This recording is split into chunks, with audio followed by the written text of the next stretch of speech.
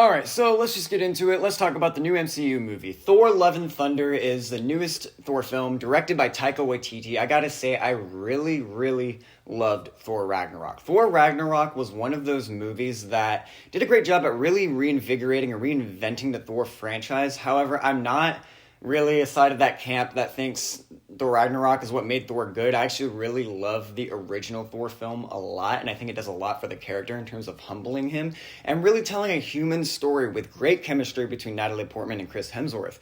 And then I think Thor the Dark World kind of fell off with that. It had a few elements that still could work in a more smoothed out story.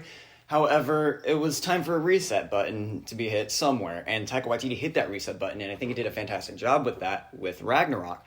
So, naturally, I was so excited, so hyped to see what he would do with Thor Love and Thunder, and I was very excited. However, this is one of those movies that I think has a bit of give and take. I don't think this movie's perfect, and I'm going to get into what I loved, what I didn't, what I liked, what I disliked. I'm going to get into all of it, so here we go. Positives first, Natalie Portman and Chris Hemsworth, they're back. They brought back Jane Foster, and that was actually something I was excited about because I loved Jane Foster and Thor and their chemistry in the first movie. I actually thought they were a really good duo, and they were very compatible with each other, and there was a great connection that they both kind of felt with each other in that first film.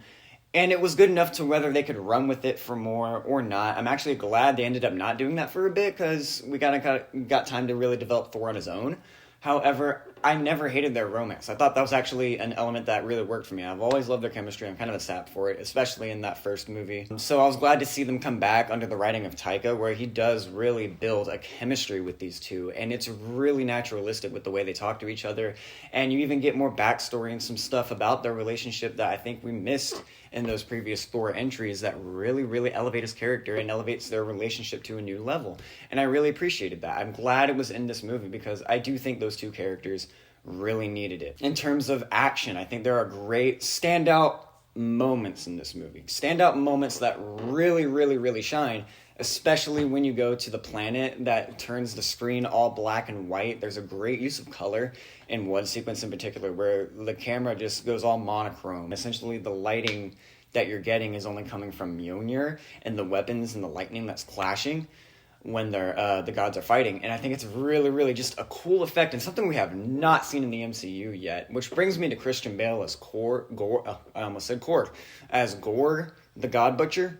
When he's on screen, when he's actually being present, it's great. It works. It's awesome. He is menacing. He's intense. He has a presence about him where you want to know more about his story. You really want to know more about this guy's backstory and his face, his design, the way he acts, the way he interacts with other characters. It just oozes mystery, intrigue, and creepiness, and also tragedy within his character that I think only an actor like Christian Bale could really carry in the gravitas. Because honestly, if you want my opinion, I don't think the writing does him enough justice to carry that weight as much as his performance from Christian Bale does. But we're not getting into the flaws just yet. A few more positives. I actually really like the soundtrack of this movie. The music is fantastic. I think they really ran with that whole James Gunn-esque style with the rock and the music and the classic songs and just throwing them in there. It makes for some badass moments in the movie. Yeah, at times the movie looks really beautiful, and at times the movie does a great job at really pulling these characters back together and getting them situated again. All that being said, I really wanted to iterate my positives first because I just want to preface that I do not hate this movie by any means. I don't hate the movie.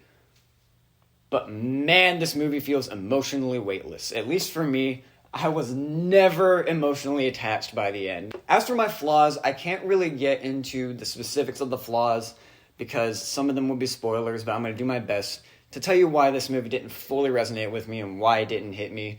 And honestly, why I do think Taika's style for me, specifically just for me and the way I perceive it, is getting a little exhausting. This is one of those movies that tries so hard, and now I get it. Thor Ragnarok was a comedy. It was a straight-up comedy. There were great comedic moments in that movie.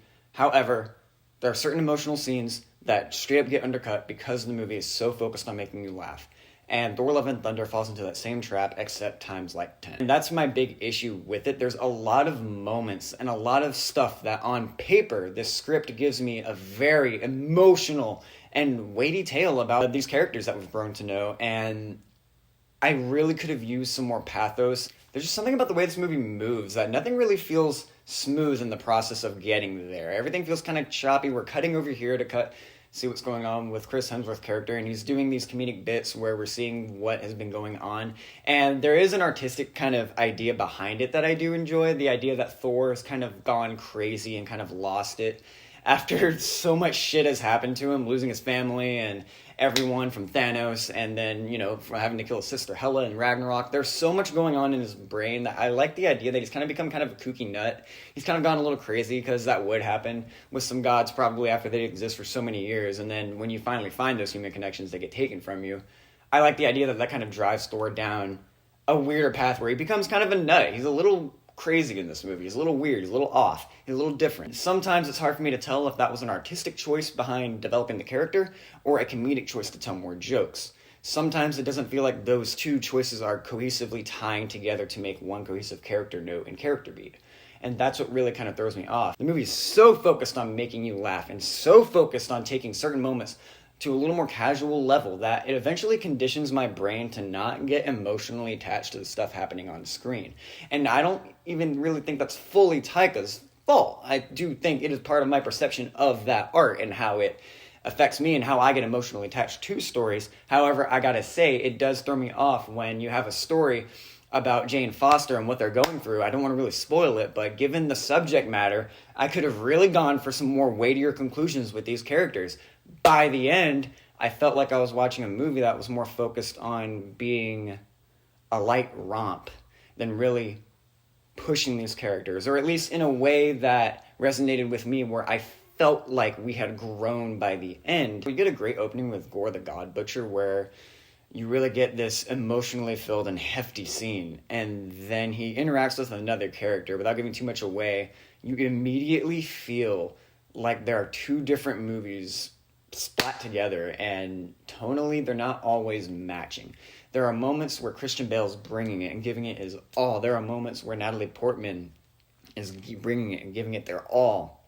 And then the movie's really focused on turning it into a laugh or making a joke out of it, and have kind of sacrificing some of the more weightier heft behind what's going on. Not to say this movie is void of emotional moments. There are actually some really sweet and poignant moments, especially between Thor and Jane Foster. There's especially one moment where they are talking and some things get discovered, some things get revealed, and Chris Hemsworth delivers this line in such a human way that it kind of almost teared me up. It actually did really hit here, that one part. I wish we got more of that, or at least I wish I was able to kind of feel that by the end. I think this movie does have trouble with balancing comedy and drama, and I don't think the two really blend together cohesively, and it makes for a rather compromising experience for me, because my brain gets so conditioned to expect a joke every time something serious is going down. I'm not focused on getting emotionally attached to the characters in their moments. Therefore, when that emotional moment's supposed to land, it doesn't hit me, because this movie is so focused on being a comedy. And I think it's one of those things that I don't think it was intentionally trying to make fun of every little facet of the character, but the plot on paper demands so much empathy, yet the script around it tries to make everything so funny that I end up developing apathy for the empathetic story. And I think that's the best way to put it. Without that, does that sound douchey? It sounds douchey, but that's my opinion. I don't know what to tell you. It's just one of those things. I think the MCU formula of comedy and just having to make everything so funny gets in the way. On paper, the characters are going through a really, really incredible emotional story. Except by the end, because this movie is treated almost so casually and so quick and almost like it needs to reach a deadline, the tone and style conflict with what the message and the story is trying to convey by the end. Might sound a little douchier here. The CGI in this movie is awful. It is. It's very rushed, and it felt very, very shot in a green room, shot in a green screen. Right from the opening, you get this great sequence where Thor jumps up and he's about to have this moment of badassery, and you're playing the Guns N' Roses, we got the music going, and then he starts charging, and you're like, what is that? It looks rough. I gotta think I don't want to turn this into a rant about CGI. I'm not trying to turn this into just a rude rant about CGI, because I think it does a lot of benefit for filmmaking, but God damn it, Multiverse of Madness came out like 3 months ago, and it had way better effects than this. Man of Steel came out in 2013, had way better effects. Thor Ragnarok came out in 2017, had way better effects. What is going on? Why is Marvel rushing their CGI? Why? Because they need to reach deadlines. When you're pumping out 5 shows a year and several movies a year, eventually something's going to start taking a hit because you got to rush these things out. You can't go on location and shoot because you got to shoot in a green room instead. I want to be wrong about this stuff. Please, someone in the comments, call me out on it. Tell me I'm wrong. I want to be wrong. But I feel like they're really rushing out a lot of these special effects. And it bothers me because I know special effects artists are working down to the wire on this stuff.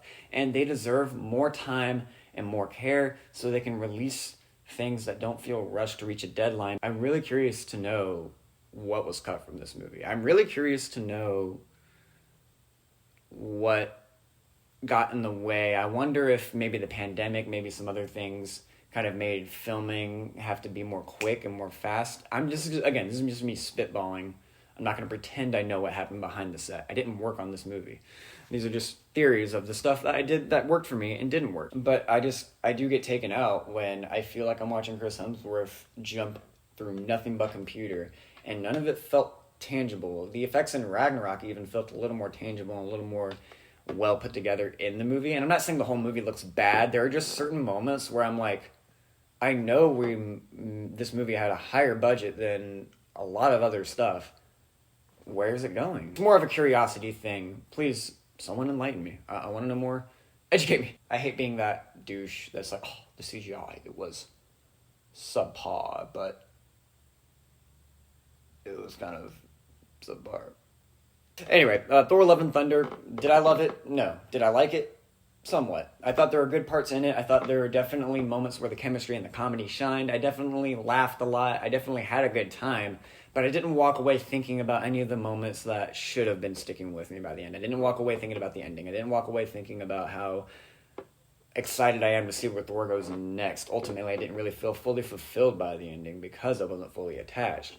However, I didn't hate this movie. I do think there's a lot of fun to be had with it, but just come from someone who kind of wanted this to stick more with me, it kind of didn't. And that's okay. It happens. Also, I forgot to mention, no John today. He didn't get to see the movie with me, sadly. But hopefully the next one. However, that is really all I have to say about Thor Love and Thunder. I think it's definitely has some merit. I don't think this movie's awful. It's not one of the worst MCU movies ever made. It's not what the internet wants to see it as this. There's always that weird camp on the internet that's upset just because Jane Foster's in this movie and she gets powers, and I'm like, cool, that pisses you off. I don't care. No, I thought the writing was a bit sloppy at times, a bit choppy.